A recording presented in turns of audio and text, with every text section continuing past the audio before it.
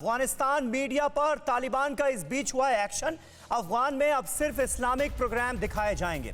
TV पर Islamic programmes और serial ही दिखाए जाएंगे। ये आदेश जारी कर दिया गया है तालिबान की नई हुकूमत की तरफ से। नॉर्मल टीवी प्रोग्राम पर तालिबान ने रोक लगा दी है। टोलो टीवी ने पूरी टीवी कवरेज को, पूरी प्रोग्रामिंग को बदला है। ये बड़ी जानकारी इस वक्त सामने आ रही है क्योंकि ये बात लगातार तालिबान खुद साबित करने की कोशिश कर रहा था कि इस बार हमारा रुख बदला हुआ है। अब वो कड़े बर्बर कानून जो हैं वो शायद लागू ना हो, ये उम्मीद जगी थी, लेकिन एक बार फिर वही पुराना रुख तालिबान का नजर आ रहा है। मुल्ला बरादर ने इस बीच खुद टीवी पर देखा जीत का जश्न। मुल्ला बरादर ने लगाई है टीवी पर तालिबानी पाबंदी, लेकिन खुद लैपटॉप पर सारा प्रोग्राम देखता हुआ नजर आ रहा है कि देश विदेश में मीडिया कैसे कर रहा है कवरेज तालिबान की जीत की। मुल्ला बरादर ने लैपटॉप पर देखा तालिबानी जीत का जश्न।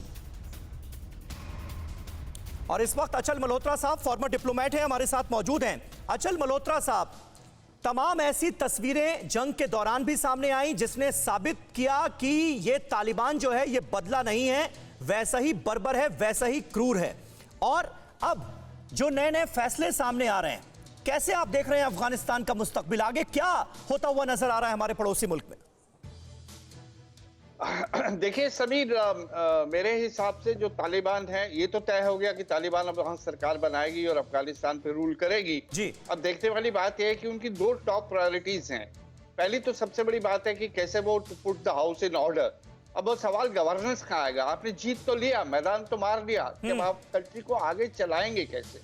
दूसरी एक्सरसाइज जो तालिबान 2 के जो रिप्रेजेंटेटिव्स है वो बहुत ही शिद्दत से कर रहे हैं, वो ये है कि अपनी एक पॉजिटिव इमेज इंटरनेशनल कम्युनिटी के सामने रखने की कोशिश कर रहे हैं। लेकिन कथनी और करनी में बहुत अंतर होता है। जो साफ नजर आ रहा है, जो फैसले वो धीरे धीरे उनके सामने आ रहे हैं, उससे लग रहा है कि जो वो कह रहे हैं शायद वैसा होगा नहीं। लेकिन वो इंटरनेशनल इमेज इसलिए बना रहे हैं कि वो चाहते हैं कि किसी भी तरीके से उनका जो अंतर्राष्ट्रीय आइसोलेशन है वो ना हो, उन पे सैंक्शंस नहीं लगे, उन्हें मान्यता मिले। वो ये भी बात कर रहे हैं कि वो हर पॉलिटिकल पार्टी को सरकार में शामिल करेंगे, यानी कि एक इंक्लूसिव सरकार होगी। वो ये भी कहने की कोशिश कर रहे हैं कि देखिए, जैसे हमने कहा था, ये जो peacefully negotiated transfer of power होगा, हमने जोर जबरदस्ती से अपनी सरकार इंपोज नहीं करी। जो रूलिंग पार्टी थी उन्होंने हथियार डाल दिए, वो मान गए हमारी बात और वो हमें हर सरकार हमारे हाथ करके चले गए।